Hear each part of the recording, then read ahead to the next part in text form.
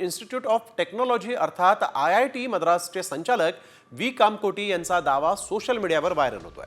तापानं फणफणत होतो, गोमूत्र पिऊन बरा झालो असा दावा कामकोटी यांनी केलाय। कामकोटींच्या या दाव्याचा व्हिडिओ व्हायरल झालाय। गोमूत्राच्या औषधी गुणधर्माबद्दल बोलताना कामकोटी यांनी हा मोठा दावा केला। कामकोटी यांच्या या दाव्यावर आता चौफेर टीका होतीये।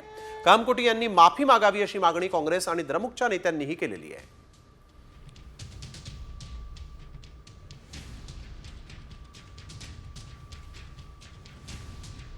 इन्स्टिट्यूट ऑफ टेक्नॉलॉजी अर्थात IIT मद्रासचे संचालक व्ही कामकोटी यांचा दावा सोशल मीडियावर व्हायरल होतोय।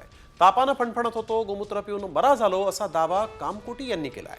कामकोटींच्या या दाव्याचा व्हिडिओ व्हायरल झालाय। गोमूत्राच्या औषधी गुणधर्माबद्दल बोलताना कामकोटी यांनी हा मोठा दावा केला। कामकोटी यांच्या या दाव्यावर आता चौफेर टीका होतीये।